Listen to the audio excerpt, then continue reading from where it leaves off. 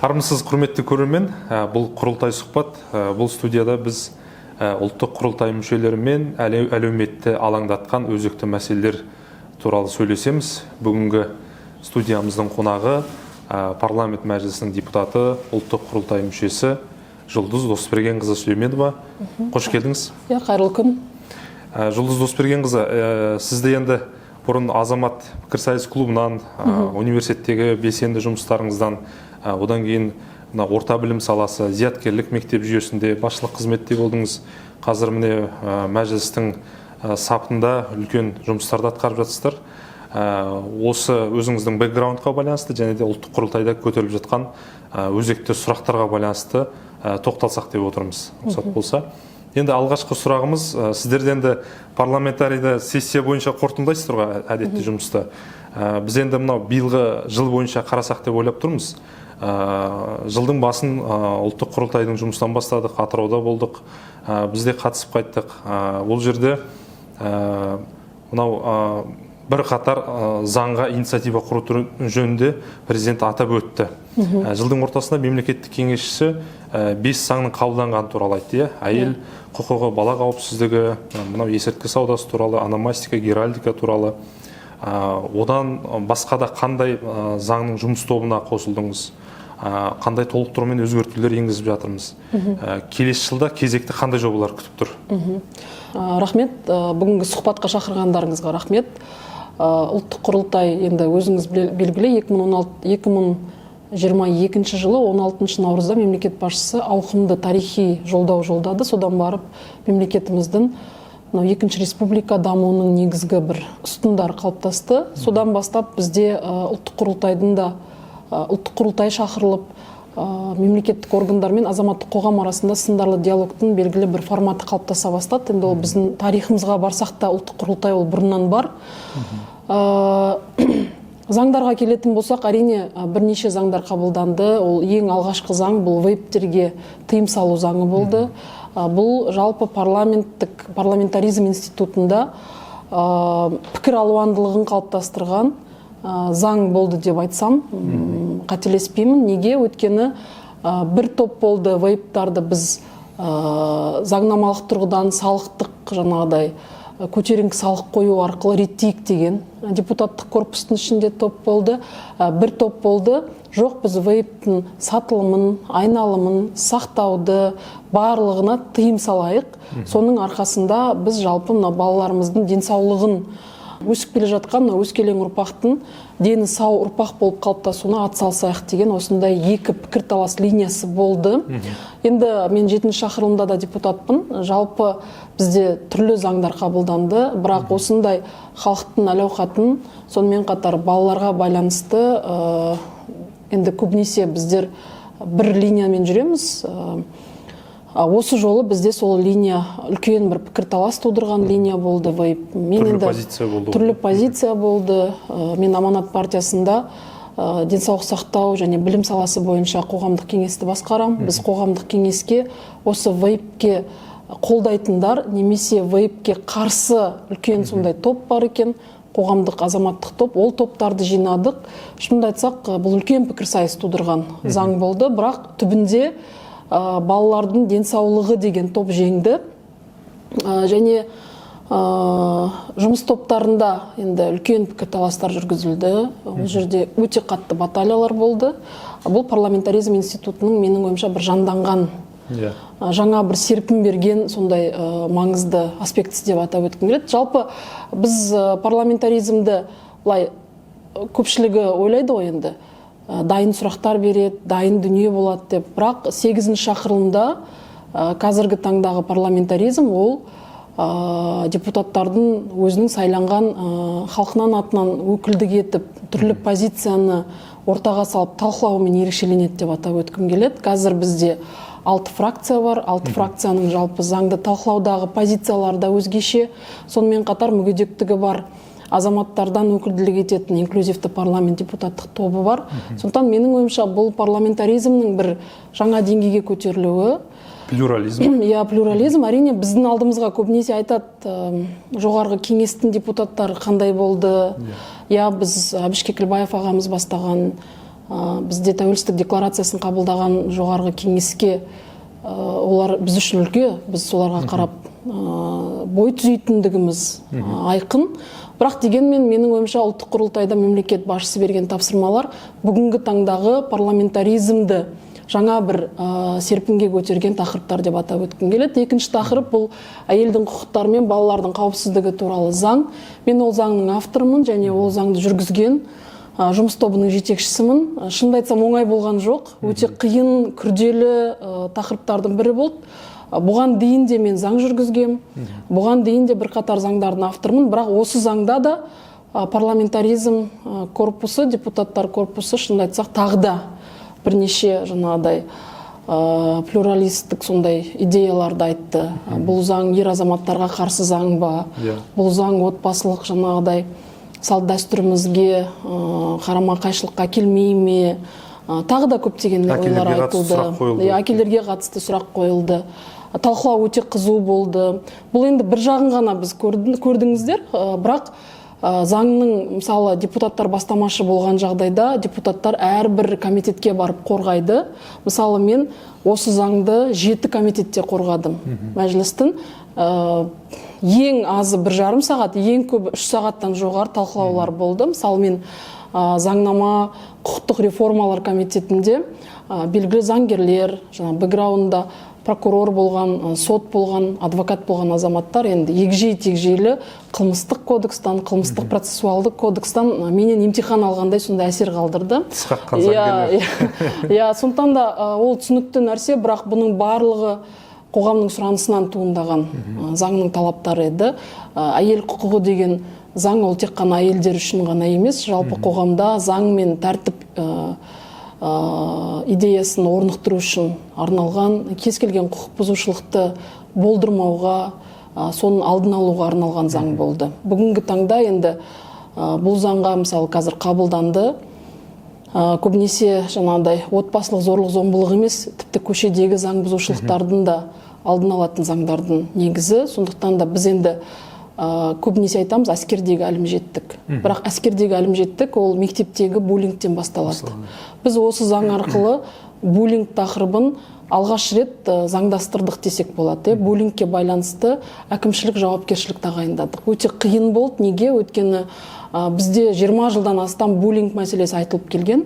Бірақ олардың барлығы мектептің, университеттің, колледждің ішкі тәртіп ережесімен ғана бекітілген. Ішкі тәртіп ережесін бір мектеп қолданады, бір мектеп жүзеге асырмайды. Сәйкесінше бұл жерде қайтадан біздің айтып жүрген әділеттілік деген идеямыз өзі бөлініп кетеді. Сондықтан да біз буллинг деген дүниеде, яғни әлімжеттік мәселесінде тосқауыл қоятындай әкімшілік құқық бұзушылық кодексына біз жауапкершілік енгізіп отырмыз. Яғни бәріне ортақ болу үшін. Кәмелетке толмаған жас бала өзі секілді кәмелетке толмаған мектеп оқушысына буллинг жасайтын болса, онда ата-анасына ескерту беріледі. Сонымен қатар егер жаңағыдай айтылған ескертуге құлақ аспайтын болса, онда ата-анасына айыппұл төленеді. Тағы да басқа сөйтіп өсе береді. Кейін сол буллингтегі әлімжеттіктегі мәселеге құлақ аспайтын болса, онда қылмыстық кодекстің аясындағы баптармен жұмыс жасауға тура келеді. Бұл бүгінгі таңда біздің қоғамда болып жатқан жалпы көптеген ақпараттар ағындағы құқық бұзушылықты жалпы алдын алуға, соған тосқауыл болуға мәселе. Үшінші, бұл біздің мемлекеттік наградалар туралы заң қабылданды, өзіңіз білесіз. Бұл Атырауда өткен 3-ші құрылтайда мемлекет басшысының тапсырмасы болды. Тәрбиеге байланысты мәселе айтылды. Сонымен қатар айбын дәрежесіндегі наградаларға біздің батырларымыз, Сағадат Нұрмағамбетов, Бауыржан Момышұлы, Рахымжан Қошқарбаевтардың атағын беру мәселесі талқыланып қабылданды. Әрине бізге жалпы осыншама ұланғайыр территорияны енді қорғап қалған, сонымен қатар адамгершілік, моральдық қандай да бір қазақ азаматтардың келбетін қалыптастырған өзіміздің ұлттық тұлғаларымыз бар. Ол тұлғаларды дәріптеу де біздің бүгінгі таңдағы міндетіміз. Әлеуметтік желінің ақпараттар тасқында бұның барлығы енді кейінге қалып жатқан сияқты, бірақ біз 21 ғасырда ұлт ретінде сақталғымыз келсе, онда біз тарихқа бәрібір де көңіл бөлуіміз қажет. Сондықтан да ұлттық наградалар туралы заң осы мәселені қалыптастырады. Одан кейін жаңа сіз айттыңыз есірткі мәселесі, үлкен мәселе бұл лудомания мәселесі болды.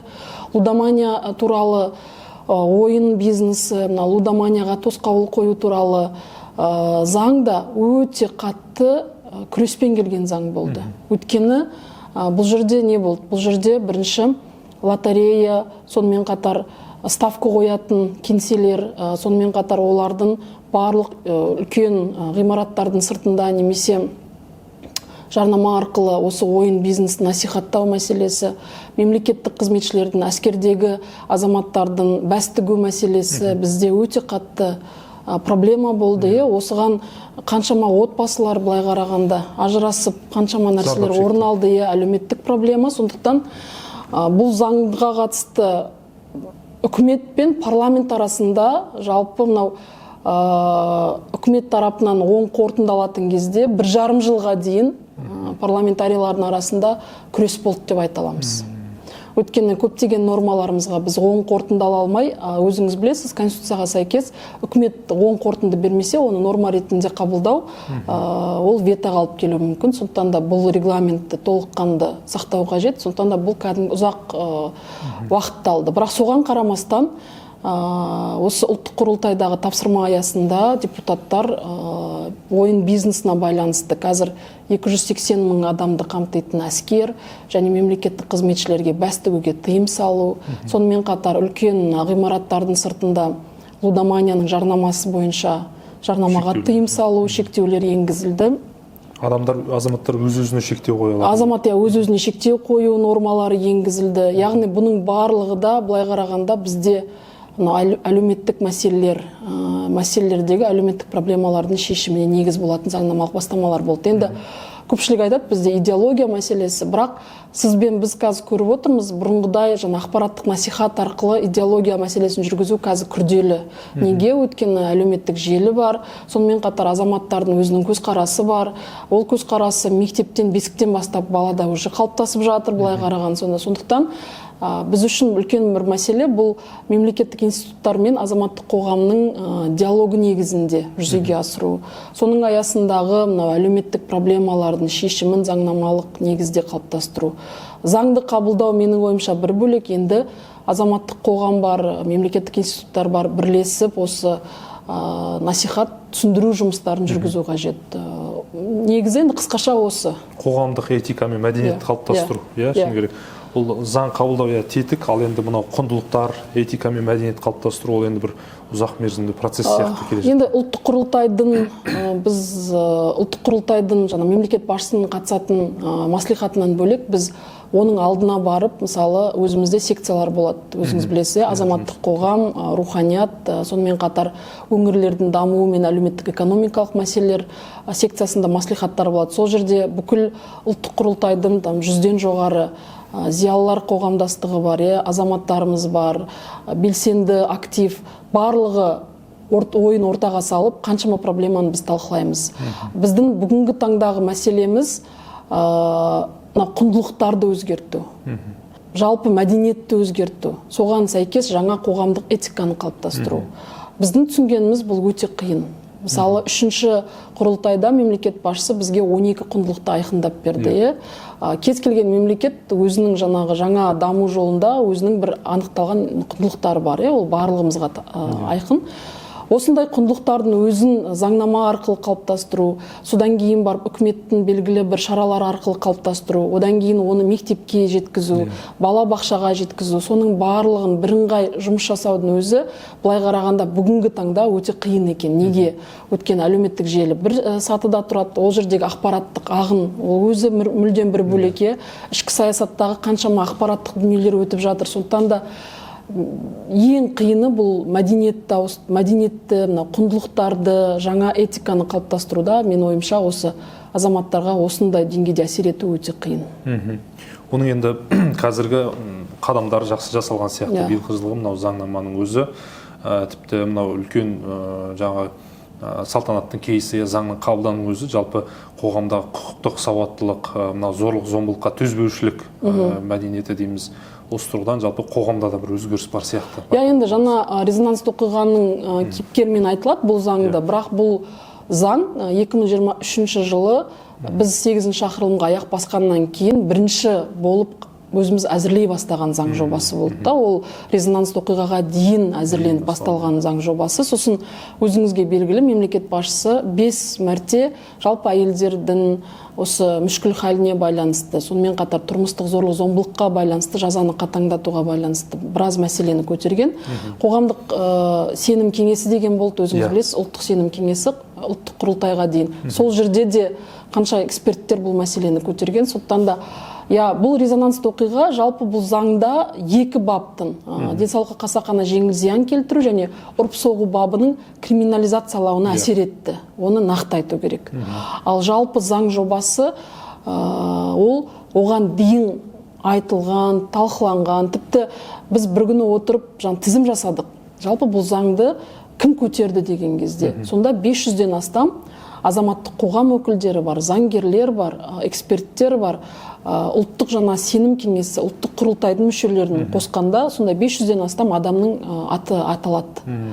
Яғни бұл заң шын мәнінде біздің қоғамда пісіп жетіліп, ұсынылып келген заң екендігін атап өткім келеді. Өйткені енді біразы айтады, ол бір ғана кейс, бірақ елімізде оған дейін қаншама кейс болды, мысалы, көз жұмған әйелдер. Сондықтан да сонымен ғана байланыстыру менің ойымша оны бұрын болғандығын айтқым келеді. Қордаланып келе жатқан мәселе көп жылдан бері. Және де сіз айтып отырған мынау 5 кесел дейміз, құрылтайда айтылды. Соның барлығы бір-бірімен тығыз байланысып жатыр. Мысалы біздің институттың бір зерттеуінде отбасындағы жанжал, ажырасудың бірден-бір себебі осы құмарпаздық, ойындарға салыну. Жәнедегі бір кеселге әсер етіп отыр ғой. Отбасындағы кикілжіңге, жанжалға. Сондықтан бірге бір кешенді түрде шешетін мәселе сияқты. Жұлдыз Досбергенқызы, енді сіз парламент қабырғасында былай қоғамдық кездесулерде де ашығын айтасыз, жетер жеріне жеткізіп айтасыз. Ол сіздің ең бір білетін негізгі көп жылда еңбек етіп келе жатқан салаңыз ол білім саласы. Солай ғой. Мынау мектептегі орын жетіспеушілігі туралы тоқтала кеткім келіп тұр. 21 жылғы жолдауда президент айтты, 25 жылға дейін орын жетіспеушілігі 1 миллион орын болады. Сондықтан біз 800 мектеп емес, мектептің құрылысын 1000 мектепке дейін жеткіземіз деген тапсырма берді. Одан кейін Асхат Аймағамбетов мырза да бір түсіндірген кезде, мына мемлекеттік жекеменшік әріптестік, жеке мектептер желісі, нысаналы құрылыс арқылы осы орындарды толтырамыз деді. Қазір мына осы студияның жанында да жайлы мектеп салынған екен, мысалы, қаншама жайлы мектеп салынып жатыр. Осы 3 ауысым, сосын орын тапшылығы қазіргі кезде қалай шешіліп жатыр? Әсіресе өңірлерде көрініс қандай? Негізі 3 ауысым мен оқушы орнының тапшылығы бұл үлкен мегаполистерде. Азаматтар өзінің, жалпы қазақ өзінің болашағын баласымен байланыстырады. Сондықтан да барлық жиған тергенін, қолында барын өзінің баласына жұмсайды. Және қазақ өзінің баласының білімді болғандығын қалайды. Ол біздің өзіміздің ұлттық менталитетіміздің негізгі факторы. Сондықтан өзіңізге белгілі енді тәуелсіздігіміздің 30 жылдығында ауылдық деңгейде қалыс қалған дүниелер бар, соның ішінде білім саласында. Жалпы білім саласында біз 2 нәрсеге айтуымыз керек. Тәуелсіздік жылдары бізде мұғалімдерге айлық жалақы аз төленді, сонымен қатар уақытылы төленбеді. Бұл еңбек нарығында мұғалім мамандығының жалпы бәсекеге қабілеттілігін төмендетті. Сондықтан тәуелсіздік жылдарында, мысалы 97 жылдан былай қарай мектепте жақсы оқыған балалар педагогика мамандығын таңдамады. Сосын ауыл квотасы деген қандай да бір жеңілдіктер қарастырылды. Сол ауыл квотасы мен педагогика мамандығына түскен азаматтар, олар университетті бітіргеннен кейін соның ішіндегі үздік оқығандар мектепке келе қоймады. Оның ішінде ауыл мектептеріне келе қоймады. Сондықтан бізде бір үлкен вакуум қалыптасты. 2019 жылы мемлекет басшысы сайланғаннан кейін ол тамыз кеңесіне барып қатысты. Мен ол тамыз кеңесінде өзімде ұстаздар қатарында қатысқам. Сол кезде уәде етілді, біз педагог мәртебесі туралы заң қабылдаймыз, айлық жалақыны көтереміз, жалпы педагогтың еңбегіне құрметпен қарауды заңдастырамыз, жыл сайынғы ол мәселені қолға аламыз деді. шын айту керек, ол кезде ешкім сенбеді енді. Өйткені бұл үлкен қордаланған мәселе, бірақ қазір 5 жыл салып қарайтын болсақ, бүгінгі таңда мұғалімнің айлық жалақысы өсті. Және мұғалім мамандығы еңбек нарығында бәсекеге қабілетті мамандықтардың қатарына енді. Қалай өзгерді? Мұғалімнің жалпы аттестациясына байланысты педагогикалық шеберлігінің деңгейлері анықталды. Мысалы, енді ғана жұмысқа келген мұғалімдер, олар мұғалім стажер, одан кейін мұғалім, одан кейін бар өзін дәлелдейтін болса мұғалім модератор, мұғалім эксперт, мұғалім зерттеуші, ең жоғарысы мұғалім шебер деген осындай деңгейлер айқындалды.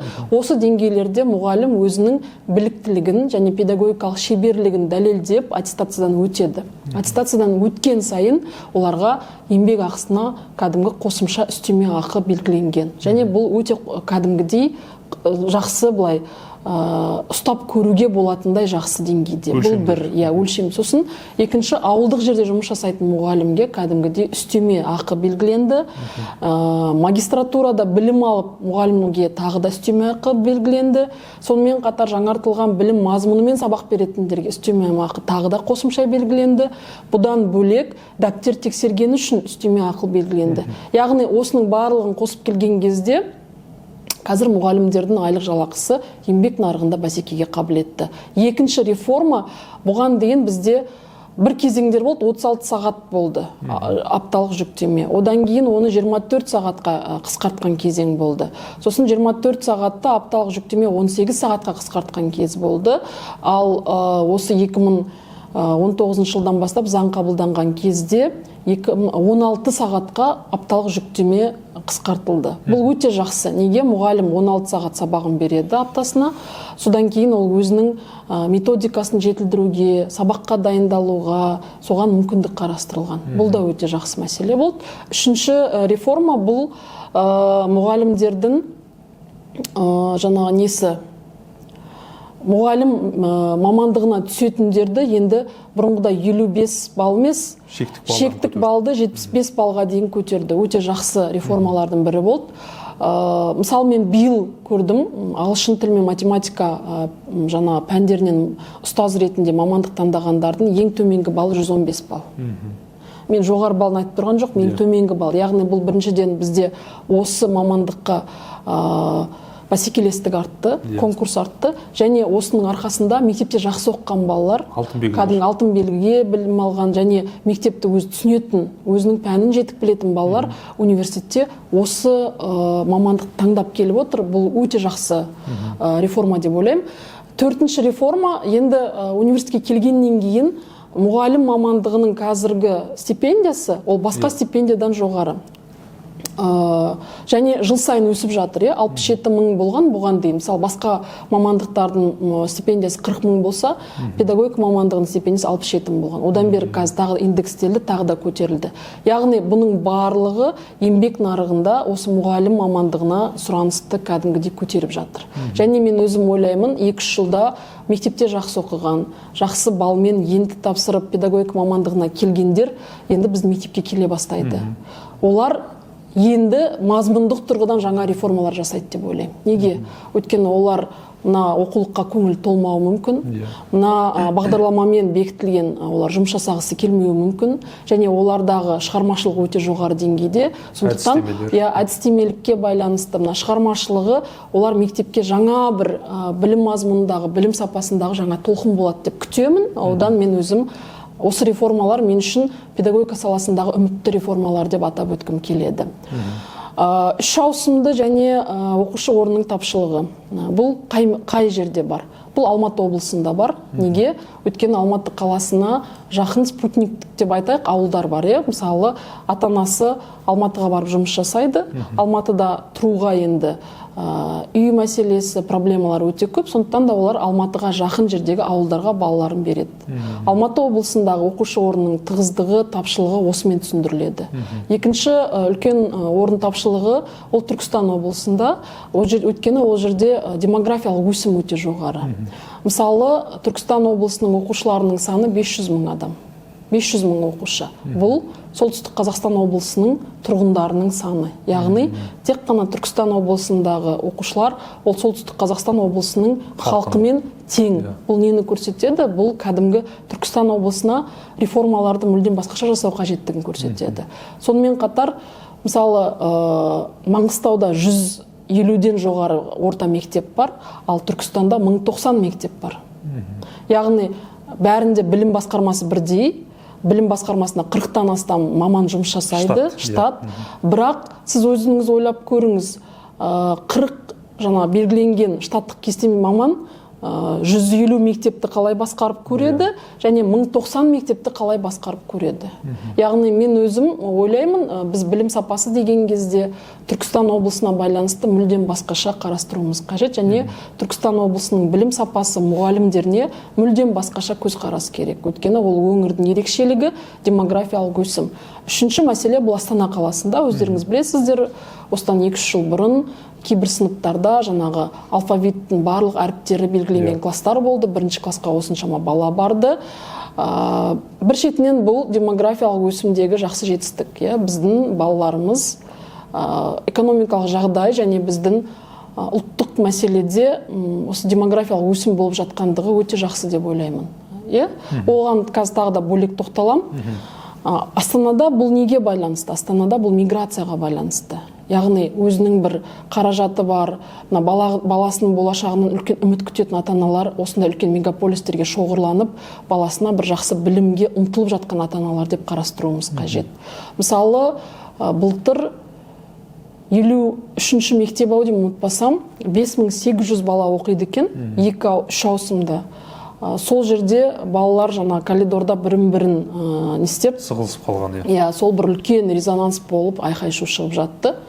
Оның алдында мен үкіметке норма жолдағам. Біздің норманың жаңағыдай несі қандай болды? Кез келген тұрғын үй саласыздар ма? Көп пәтерлі. Оның қасында міндетті түрде мектеп, бала-бақша, аурухана болу қажет деген, және соны ПСД-ға салмас бұрын, тұрғын үйдің ПСД-сына салмас бұрын, жер бөлінбестен бұрын осындай шешімді мәслихат қабылдау керек деген норманы біз құрылыстың заңнамасына енгіздік. Және Астананың генплан, кез келген мегаполистің генпланына енгізетін осындай біз 5 норма енгізгенбіз. Сол нормаларымыздың бәрі үкімет қолдамады. Неге? Өйткені құрылыс компанияларының лоббилары оны қолдамады. Сөйтіп ол қайтып келді. Содан жаңағы давка болған үлкен видео, Тенгри Ньюс барлық жерде тарады. Бәріміз көрдік, білмеймін енді, әлеуметтік желден көрдік мен өзім. Сосын кешкісін мені бір телеканал шақырды.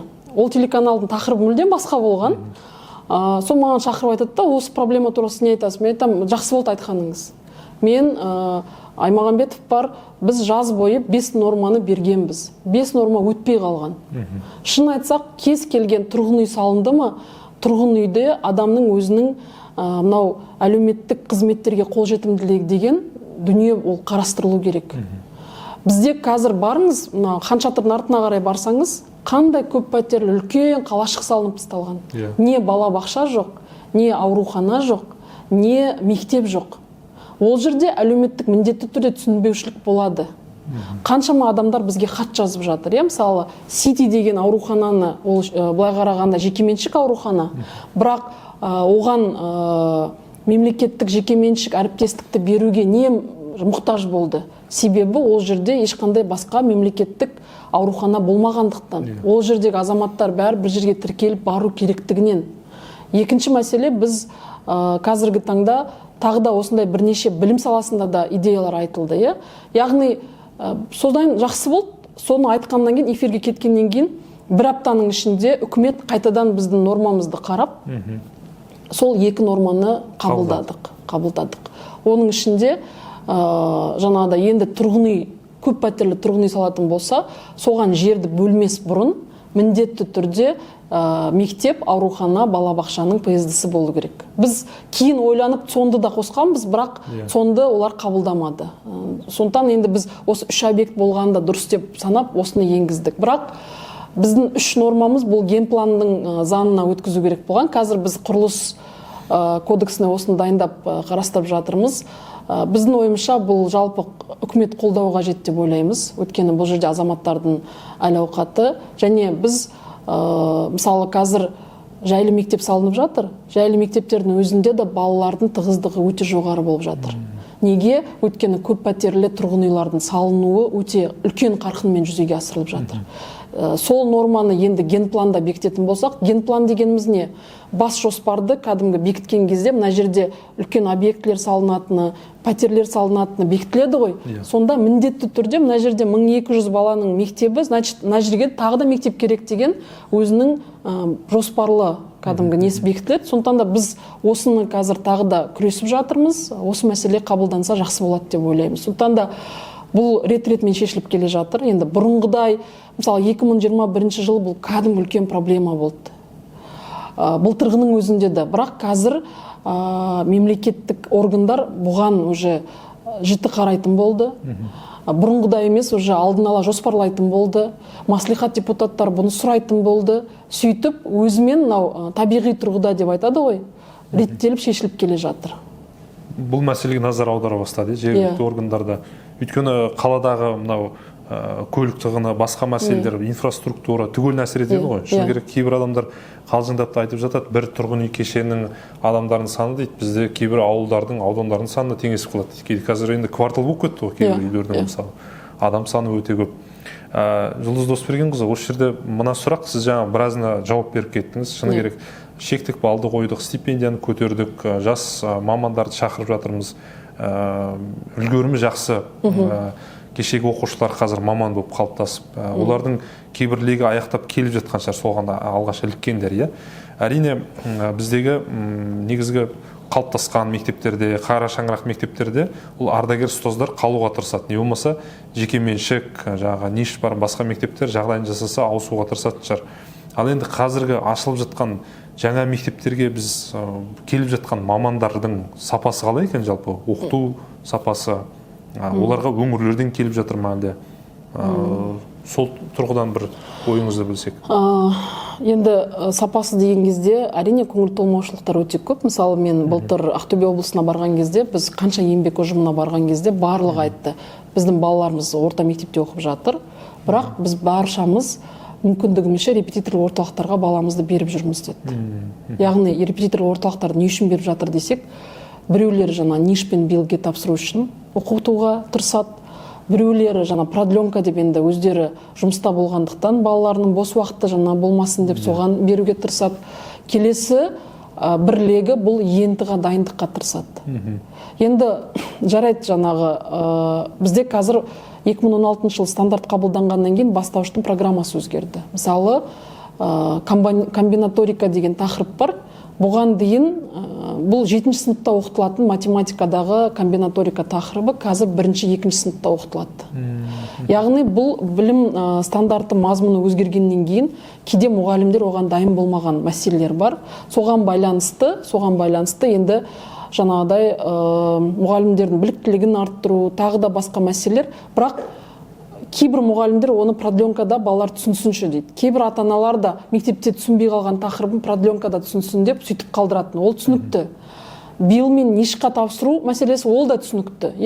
Енді кез келген ата-ана жалпы баласының жақсы сапалы білім алғанын қалайды да, осы мектептер дәлелдегендіктен оған апарғысы келеді. Ол да түсінікті. Ал маған таңғалдырған неге балалар 11 жыл оқып, сол тақырыптарды ентіді неге тапсырмайды? Неге ентіға бөлек тапсыру керек деген ой қалыптасып, біраз зерттеп қарасақ, мысалы 10-шы сыныпта балалар мүлдем емтихан тапсырмайды, 11-ші сыныпта мектепте бала 5 емтихан тапсырады, 5 пәннен. Сонымен қатар 6 пәннен ол енті тапсырады, енті емтихан тапсырады. Енді 10 мен 11-ші сыныпта бала 16 пәнді оқиды. 16 пәннің ішінен бұл өзі 5-6 пән, олар бір-біріне ұқсас пәндер. Бірақ ұбт-ның сұрақтары сол мектепте оқыған тақырыпқа көбінесе келмейді деген ата-аналардың тарапында да және репетиторлық орталықтардың тарапында да осындай бір пікір бар. Соған байланысты қазіргі таңда біраз мәселе, бір жылдар болды, өзіңіз білесіз, ұбт-ның сұрақтарының мәселесі болды, дайындық мәселесі болды. Мен өзім ұлттық құрылтайдың маслихаттарында бұл мәселені қайта-қайта көтердім. Бірақ репетиторлық орталықтарды біз жауып тастай алмаймыз, өйткені бұл мұғалімдердің интеллектуалды еңбегі. Және ол жерде интеллектуалды меншікке бізде заңмен кәдімгі құқық берілген. Сондықтан біз оны жаңа жауып тастауымыз керек, шектеуіміз қажет десек, онда біз адамдардың құқығына, яғни білімге ұмтылысына, мәдениетке, немесе жаңа пәндерді меңгерудегі ұмтылысына біз шектеу қоямыз. Сондықтан бұл дұрыс емес. Бұл болу керек. Бірақ екінші мәселе бұл әлеуметтік теңсіздікке әкелетін мәселе болып тұр. Неге? Өйткені 1000 мектеп бізде қалалық мектептер, 6000-нан астам мектеп ауылдық мектептер, оның 2000-нан астам мектебі бұл шағын мектептер, яғни шағын жинақты мектептер, малокомплектный школа дейді. Сол жердегі ата-аналар, яғни ауылдық жердегі балалар репетиторлық орталықтарға қолжетімділігі төмен. Қолжетімділігі мүлдем жоқ. Соған байланысты бұл жерде қайтадан әлеуметтік теңсіздіктер келеді. Менің ойымша оқу-ағарту министрлігі бұл салаға бәрібір мән берсе деген ойдамын. Мен енді өзіме көп бала ата-аналар келді, мысалы жалғыз басты аналар келді. Олар 11 класста баламыз ентіға тапсыра алмай қалса не болады деген кезде мен жеке меншік осындай репетитор орталықтарға хат жаздым. Мына балаларға тегін репетиторлық орталықтар дамытыңыздар, дайындаңыздар деп. Соның ішінде дайындап оқуға түскен балалар да бар. Менің ойымша біз қазіргі таңда әлеуметтік аз қамсыздандырылған отбасыларға атаулы әлеуметтік көмек береміз ғой. Оның ішінде ендігі кезекте біз атаулы білім көмегін беруіміз қажет.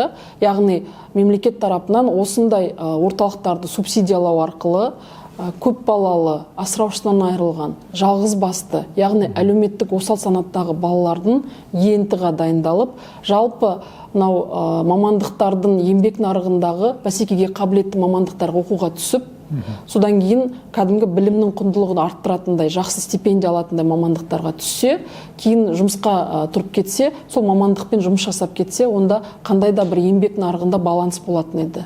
Мен осы нәрсені қазір қатты ойланып жүрмін. Бұл мәселені біз әлеуметтік кодексқа енгізгіміз келді. Ол кезде өзіңіз білесіз, біз тарқатып жіберді. Әлеуметтік кодекс сенатпен қабылданғаннан кейін бұл бастамамыз енбей қалды. Бүгінгі таңда әрине бұл бастама қаражатты қажет етеді. Үкімет тарапынан бұны есептеп жатыр, әлде де бізге жауабын бір жақты берген жоқ. Бірақ еңбек нарығы қазір демографиялық өсім болды ғой.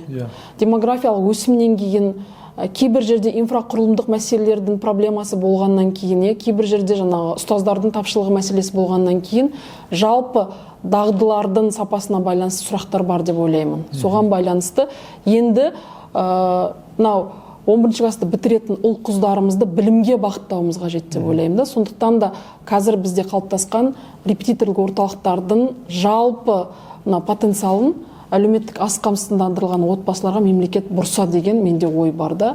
Неге? Өйткені біз зорлық-зомбылық тақырыбын көп айттық.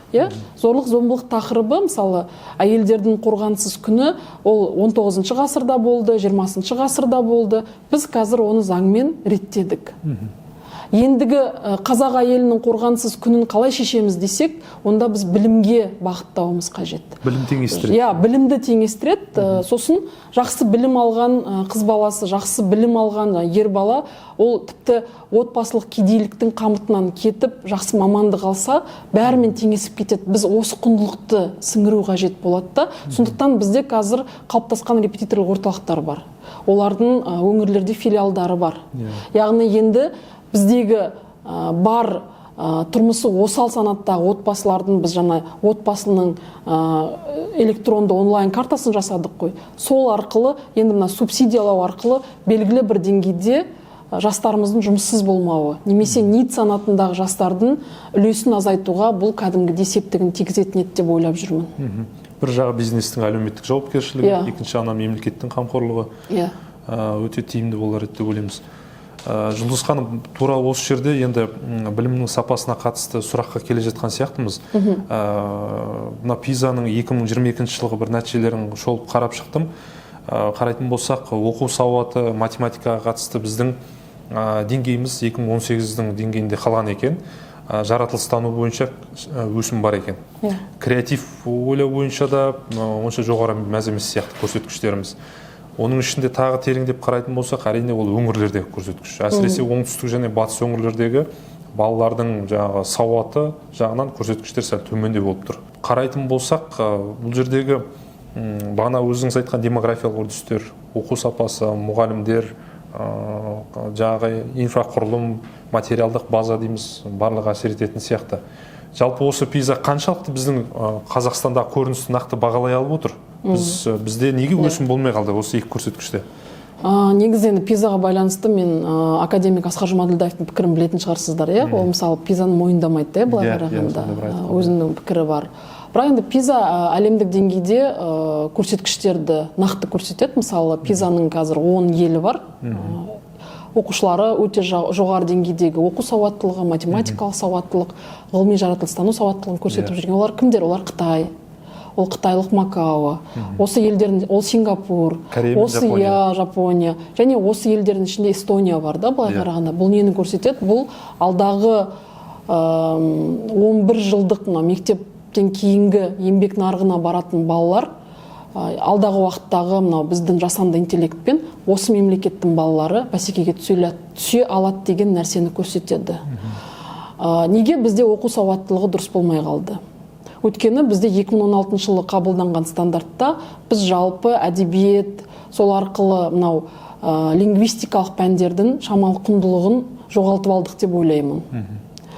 Неге бізде жаратылыстану және математикалық сауаттылық өсті? Бұл өте жақсы көрсеткіш деп ойлаймын, және бұл алға қарай кете беретін болса, бұл тіпті жақсы болатын еді. Оқу сауаттылығын қарайтын болсақ, бізде жалпы оқу құндылығы, кітап оқу құндылығы дегеніміз шын айту керек, жасыратын ештеңкесі жоқ. Содан біз өзіміз кетіп қалдық. Мысалы, мектептегі библиотекалардың барлығы ол тек қана оқулықты тарататын және оқу жылының аяғында оқулықты жинап алатын, сонда кішігірім бір кабинеттер болып қалды. Сіз қазір ауылдық мектептерге барып көріңізші. Мен жақында бір ауылдық мектепке бардым. Сонда көркем әдебиет мүлдем сатып алынбаған соңғы 3 жыл. Бұл нені көрсетеді? Яғни ол мектептің оқушылары көркем әдебиет оқымай жатыр деген мәселе. Бұл мәселені мемлекет басшысы да бізге айтты, тапсырма берді. Қазір бізде мәдениет туралы заң жүргізіліп жатыр. Депутат Зайтов, сол жұмыс тобының жетекшісі, біз оған да мемлекет басшысының тапсырмасынан кейін мен өзім 47 норма бердім. Оның бір шақтысына жаңағыдай үкіметтен қолдау таптық, 20-дан астамын мүлдем қолдамады. Соның ішінде мысалы көркем әдебиетті субсидиялау, көркем әдебиетті мектепке осылай кәдімгі 3 жыл сайын тізіммен алып тұру, сонымен қатар оқу ағарту министрлігі балалардың көркем әдебиетті оқитын тізімді бекіту. Мысалы қазір бізде 7 сыныпта 7 сыныптың оқушысы оқуға міндетті 100 кітап деп іздеп көріңізші. Ондай тізімдер таппайды. Қазақстан үшін ондай тізім жоқ. Өйткені ол тізімді бекіту өте қиынға соғады. Мысалы, мынау неге кірмей қалды деп айтады. Ал басқа тіпті Қытай, Ресейді алайық, олардың әрбір сынып бөлігінде немесе әрбір азаматының жас ерекшеліктеріне байланысты оқитын 100 кітап, 10 кітап деген өздерінің кәдімгі тізімі бар. Оның ішінде non-fiction, яғни интеллектуалды әдебиет бар. Оның ішінде кәдімгідей жаңағыдай нелер бар, үлкен анықтамалықтары бар, жаңағыдай. Бұның барлығы балаға керек. Бала мектеп жасында, яғни 14 жастан 16 жасқа дейін өзінің оқитын минимумдары бар. Мысалы, Қытай мемлекеті неге балалары оқу сауаттылығы жоғары десек, өйткені олар күніге сосыншама парақ оқу керек деген өзінің нормативтері бар. Әрбір сынып үшін. Бұл не үшін қажет? Біз сын тұрғысынан ойлайтын азамат қалыптастырғымыз келсе, онда оның формуласы бекітілген. Яғни ол міндетті түрде оқу керек, міндетті түрде жазу керек, және оны міндетті түрде оқығанын, жазғанын тұжырымдап айта білу керек. Егер осы 3 фактор болмаса, адамның сын тұрғысынан ойлауы мүмкін емес. Мысалы, академик Черниговская деген ғалым бар, жалпы ми қыртысын зерттеп жүрген. Ол айтады, күрделі кітапты оқыған сайын, күрделі фильм көрген сайын, күрделі музыканы тыңдаған сайын адамның миы дами түседі дейді. Және адамның қартаю кезінде болатын деменция секілді көптеген ауруларына бұл жаңағыдай бәсеңдетеді және оларды былай қарағанда миды дамытады дейді. Ал біз қазір не көріп жатырмыз? Біздің балаларымыз жастайынан смартфон қарап жатыр. Смартфонды соғындықтан олар клиповый мышление қатты белең алып кетті. Осының бәріне төтеп беретін әрине бұл мемлекеттік мектептердегі кәдімгі стандарт. соған байланысты біз сапа деген кезде осы нәрсеге келуіміз керек. Сондықтан мен оқу сауаттылығына байланысты мен библиотекалардың айлық жалақысын көтеруге байланысты бастама көтергем. Бірақ бұл қаражаттың жаңа аздығына байланысты үкімет тарапынан қолдау таппады. 3 мәрте біз бюджет бекіттік, 3 мәрте біз бюджетке осыны ұсыныс ретінде енгіздік. Мен вице-премьерге дейін бұны барып ұсыныс ретінде айттым, бірақ қаражаттың жоғы деп бізге осындай сылтаумен оны көтермей отыр. Қазір 20-дан астам бізде бекітілмей қалған нормаларымыз бар ғой, сол нормаларды қайтадан үкіметке жолдап, қайтадан сұрастырып жатырмыз. Неге? Өйткені бұл идеологиялық мәселе, бұл құндылықты өзгертетін мәселе. Біздің мектептің ішінде жас жазушыларымыз болу керек. Біздің балаларымыз қандай мәселемен ойлайды, қандай мәселені оқиды, соған байланысты да біз олардың мәдени құндылықтарын біле аламыз. Мысалы, өзіңіз білесіз, Финляндия өзінің 100 жылдық тәуелсіздігіне не істеді? Олар Хельсинкидің қақ ортасынан әлемдік өте бір современный библиотека ашты. Ол библиотеканың ішінде бәрі бар. Робототехниканың үйірмесі де бар, басқасы да бар. Бірақ ол үлкен библиотека. Бүгінгі таңда бір финнің азаматы орташа қоғамдық библиотекадан қанша кітап алып оқиды десек, 39 кітап алып оқиды екен айына. Яғни бұл не көрсеткіш? Яғни бізде бұндай өлшемде жасайық деп қазір қарайтын болсақ, біз осы өлшемге мектептен бастап дағдыларды қалыптастыруымыз керек. Бала кітапты оқи бастаса, ата-анасы да қосылып оқиды. Ата-ана мен бала кітап оқығаннан кейін жалпы құндылықтық мәселе, бағанағы айтқан буллинг, бұның барлығы адамгершілік дағдарыстары ғой. Кітап оқымағанның дағдарысы шын айтқанда. Соның алдын алуға мүмкіндік аламыз. Бірақ бүгінгі таңда үкімет бұған енді немқұрайлы қарайды. Менің ойымша үкімет осыған бір көңіл бөлсе, біздің бизнестағы азаматтарымыз осыған көңіл бөлсе, біз қазір мемлекеттік сонымен қатар жеке меншік әріптестікті кітап оқуға, кітапхана салуға, мектептердегі кітапхана қорын осындай көркем әдебиетпен толықтыруда, сонымен қатар сондай жұмыстар жасап қолға алсақ, онда жақсы болатын еді деп ойлаймын. Бүгінгі таңда әрине бұл болмай тұр. Біріншіден, мектеп кітапханасының айлық жалақысы мәдениет саласына кітапханасының айлық жалақысынан төмен болып тұр. Бұл бірінші мәселе. Қазір мектептегі біраз кітапханашылар осы мәдениет саласына кітапханаға ауысып кетуге соған әуестеніп жатыр. Өйткені айлық жалақыдағы айырмашылық 100 мыңға дейінгі қаражатты қамтиды. Бұл кәдімгідей былай қарағанда қыруар ғой, енді шын айтқанда. Бұл кәдімгі салмақты қаражат. Екінші, мектептегі библиотека ол тек қана оқулықты беретін, алатын емес, кәдімгі балалардың оқу сауаттылығын дамытатын, бірге отырып кітап викториналарын өткізетін, кітапты талқылайтын сондай орта болу керек. Ол кәдімгі интеллектуалды орта болу керек. Бұған қатысты кәдімгі стратегия қабылдану қажет деп ойлаймын.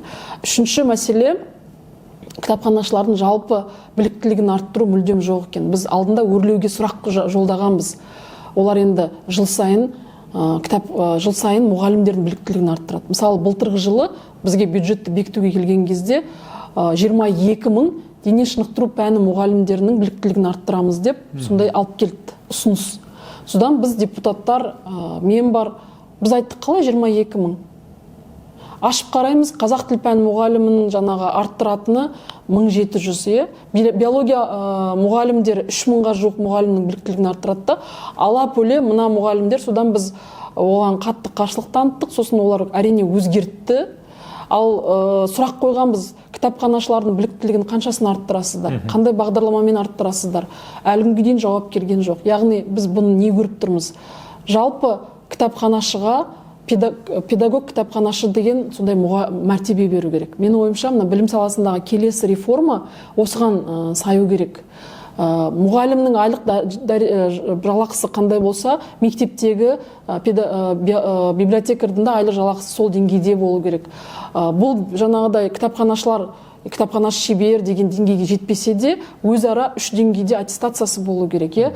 Енді ғана кірген кітапханашылар, немесе 10 жыл өтілі бар кітапханашылар, сосын 20 жыл өтілі бар кітапханашылар. Яғни оларда бір мотивация болу керек. Кітапханашыларды да мектеп мұғалімдері секілді әрбір баланың жас ерекшеліктеріне байланысты детектив оқыту, интеллектуалды әдебиет оқыту, соның барлығын үйрету керек менің ойымша. Міне сол кезде ғана біз білім мәселесі, құндылық мәселесі, мәдениеттегі мәселелердің шешіміне келеміз. Ал қазір не? Қазір кітапханашы ол кітапты өзі келіп таратады, өзі жинақтайды, бүкіл мәселеде өзі бір шетінен. Айлық алатын жалақысы өте төмен деңгейде, шын айту керек, ең төменгі жалақы. Ешқандай мотивациясы жоқ, біліктілігін арттырмайды, оған бір техникалық мамандық ретінде қарайды. Яғни техникалық мамандық ретінде кітапханашыға қараған кезде біз әрі қарай кітап және оқу сауаттылығы, балалардың кітапқа құштар болып оқу деген мәселені шеше алмаймыз. Сондықтан бірінші мәселе ол кітапханашыда. Кітап оқитын ұлт деген сөзді қазір көп айтып жатырмыз ғой. Бұл жерде сіз еңбек нарығына байланысты сұрақ көтеріп тұрсыз және құндылыққа байланысты сұрақ көтеріп тұрсыз. Мен биыл Ырғыз ауданында болдым. Су тасқынына тап болды. Ырғыз ауданына Нұра, Жайсанбай деген ауылдар, Мамыр деген ауылдар, олар күні кешеге дейін қайықпен жүзіп жүрді. Өйткені олардың жерасты суларына кететін сулар кетпей, кәдімгідей халық қиналды. Бірақ мен бір қызық айтайын, құндылық мәселесін біз ойлаймыз, әлеуметтік жағдай жақсы, қаражаты бар азаматтарда құндылық, жаңағы мәдениет жоғары болады да, ал әлеуметтік осал санаттағы азаматтарда құндылық, мәдениет төмен болады деген секілді бір қасаң түсінік бар секілді да. Бірақ шын айту керек, мысалы әйелдердің зорлық-зомбылық тақырыбын алайық, немесе құндылық мәселесін алайық, бұл жалпы тапты, ұлтты, адамның қалада, ауылда тұруын, немесе олардың жұмыс жасау, жасамауын, оны олар талғамайды. Категорияға байланысты. Кейде бай азаматтардың өзінде сондай моральдық келбеті төмен азаматтар бар. Ал кейде тұрмыс жағдайы төмендеу азаматтардың ішінде қандай мәдениетті, кітап оқыған, қаншама азаматтарды білеміз. Сондықтан мен қазір өзім осы құндылық мәселесінде былай бөлгім келмейді. Өйткені өзім қанша адам келіп жатыр, қаншама мәселені көріп жатырмыз, осындай дүние бар. Биыл біз, мен енді 6 ауданды аралап көрдім. Соның ішінде ең шалғайдағы Ырғыз ауданына бардым. Олар маған әлеуметтік желіме қайта-қайта жазды. Мен міндетті түрде барам дедім. Содан мен енді өзім бара жатқан кезде ойладым, енді олар 4-5 ай эвакуа пунктта тұрып жатыр, жағдайлары жоқ, мысалы колледждерде қалай болар екен, біздің диалог қалай өрбиді екен деп мен шынын айтсам ойланып бардық. Жол ұзақ болды. Мысалы Ақтөбеден 11 сағат жүріп бардық. Өте ұзақ жол болды. Біз келдік, Ырғыз ауданының кәдімгі орталығындағы мәдениет үйіне барлығы келді. Олар бізді алыстан келген қонақ деп, кәдімгі қазақы тәрбиеде олар бізді жаңағы алыстан келген қонақ деп, олар өздерінің барын киіп келіп, өте мәдениетті түрде түсіндіріп айтып, талап тілектерін өте мәдениетті жеткізіп, сондай болды. Ал оның бер жағында қаланың ортасында тұрып, эвакуа пунктта тұрған азаматтар бізге мүлдем басқаша мәдениет көрсетті, басқаша талап тілек көрсетті. Яғни мен бұнда нақты қазақылықтың қаймағы сақталған Ырғыз ауданын көрдім. Және ол жердегі мәдениет, ол біздің бұрынғы ата-бабаларымыз бар ғой, жаңағыдай қонаққа неңді жамандығынды көрсетпеу, мысалы қиналғанды көрсетпеу секілді мәселені біз енді әдебиеттен оқысақ, мен соны биыл Ырғызда көрдім. Біразға дейін енді олар қиналды, қазірдің өзінде интернетке байланысты сұрақтарын жазып, шешіліп жатыр ғой рет-ретімен, бірақ дегенмен ол жердегі азаматтардан менде бір үміт бар. Сосын екінші мәселе, ол жерде мысалы Казгуды бітіріп, бір жастар үйлеріне қайтып, біреуі медицина саласына мамандыққа келіп жатыр екен, біреуі ауылға барып кітапхана саласына келіп жатыр. Олар өз мәселелерін айтты, және олардың да қойған талап тілектері сондай бір не емес, кәдімгі күнделікті мәселеде келетін, шешілетін мәселе да былай қарағанда. Жергілікті әкімдік шешетіндей мәселе. Сондықтан менің ойымша мына құндылық деген дүниеде бізде кәдімгі қаймағы бұзылмаған қазақы ауылдар бар. Сол ауылдармен біздің байланысымыз, оларды ақпараттық тұрғыдан халыққа көрсету мәселесін біз қолға алуымыз қажет деп ойлаймын. Бұл бір мәселе. Екінші мәселе, Астана қаласында биылда білім алған баламен, тіпті Астана қаласының жалпы білім алатын мектептеріндегі баланың айырмашылығы болуы мүмкін. Неге? Өйткені жалпы білім алатын мектепте ол таңертең түстен кейін білім алады, ол жерде бәрі асығыс болуы мүмкін. Соның өзінде айырмашылық болуы мүмкін. Биыл мен мысалы біртұтас білім мен тәрбие бағдарламасын көрдім. Енді ол жүзеге асыра бастаса, онда ол жақсы. Неге? Өйткені сабақтың барысында, сабақтан тыс уақытта, мектептен тыс уақытта тәрбиенің біртұтас бір үлкен концептуалды тұжырымдамалық мәселелер енгізілген. Және ол құндылықтарға негізделген, ай мен айға бөлінген, сонымен қатар барлық жаратылыстану математикалық бағыттағы пәндер, лингвистикалық, гуманитарлық пәндердің мазмұнына енгізілген. Енді оның барлығы жүзеге асырылуға байланысты болады. Мұғалімдер түсініп, оны жүзеге асырса, ата-аналар тарапынан түсіністік болса, бұл жақсы болатын еді. Бірақ ортақ құндылық қалай қалыптасады?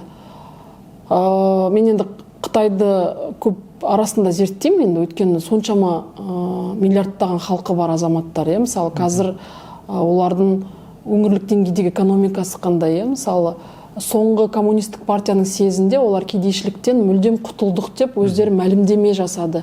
Және ол кедейшіліктен құтылу мәлімдемесі тек қана ауызша мәлімдеме емес, ол жердегі тіпті ауылдарының өзінде кез келген адам өзі өнім шығаратында экономикаға келіп, сол өнімнің сапасына дейін алып барып, яғни біз қазір айтып жатырмыз ғой, бір ауыл, бір өнім деген секілді, оларда да дәл сондай бір ұқсас жоба жүзеге асып, бірақ соның арқасында қазіргі экономикасындағы мынау жұмыссыздық мәселесінің шешілуі, барлығы жұмыс орындарының ашылуы ол экономикаға өнім шығарумен байланысты. Ал өнімнің сапасына келуі олар патенттеуге байланысты, соның барлығын алып келді ғой.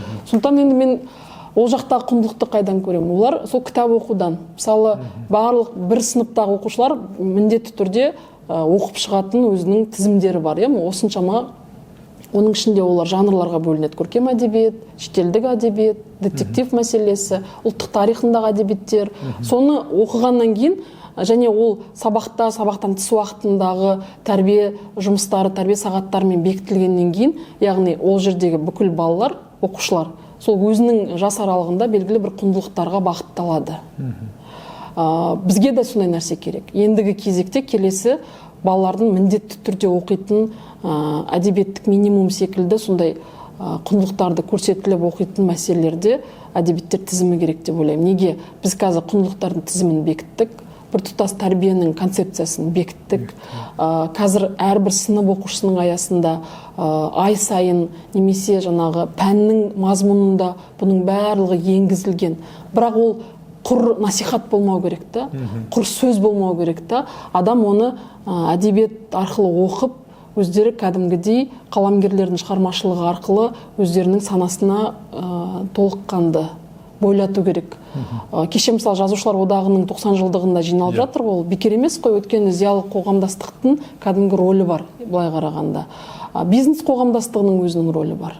Бірақ біз ұлт ретінде немесе мемлекет ретінде тұрақты сақталуымыз үшін зиялы қоғамдастықтың, мынау ой қаламгерлердің өзіндік рөлі бар. Ал әдебиеттің рөлі жастар тәрбиесінде құндылықты бірыңғай сезіндіруде оның рөлі өте жоғары. Сол. Бір жағынан бұл құндылықтар бірлік пен ынтымақ, жаңа президент атып өткен. Заң, жауапкершілік. Заң және жауапкершілік, адалдық. Еңбек. Осының барлығы бір жағынан бір жалпы мемлекет тұрғысынан қарайтын болсақ, бір қоғамдық бір келісімшарт сияқты. Өз арамызда біз осы құндылықтар бойынша жүреміз, осы бойынша келісеміз деген сияқты. Бұл сонау баланың мектептегі оқуынан бастап бір халықаралық бір ұйыммен инвестиция бойынша шарт қойғанға дейінгі аралықтағы бір үлкен бір қоғамдық келісімшарт деп айтуға болатын сияқты. Сол тұрғыдан қазіргі қабылданып жатқан расымен де біртұтас тәрбие бағдарламасы, оның барлығы соның бір механизмдер, жақсы іске бастамасы жақсы қазір.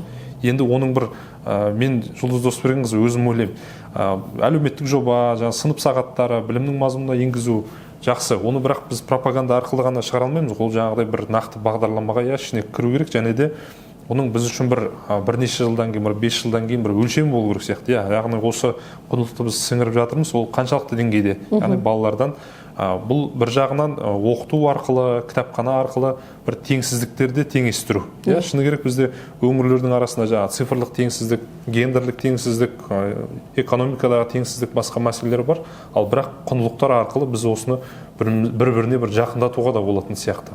Дұрыс. Қадірлі көрермен, бүгінгі құрылтай сұхбатта біз парламент мәжілісінің депутаты, ұлттық құрылтай мүшесі Жұлдыз Досбергенқызы Сүлейменова мен қазіргі кездегі құрылтай барысында қабылданып жатқан заңнама туралы, орта білім саласы, құндылықтар, жалпы кітапханалар қайтып кітап оқитын ұлтқа айналамыз деген сұраққа жауап іздедік. Бізбен бірге болыңыздар. Көп рахмет сізге келгеніңізге. Рахмет.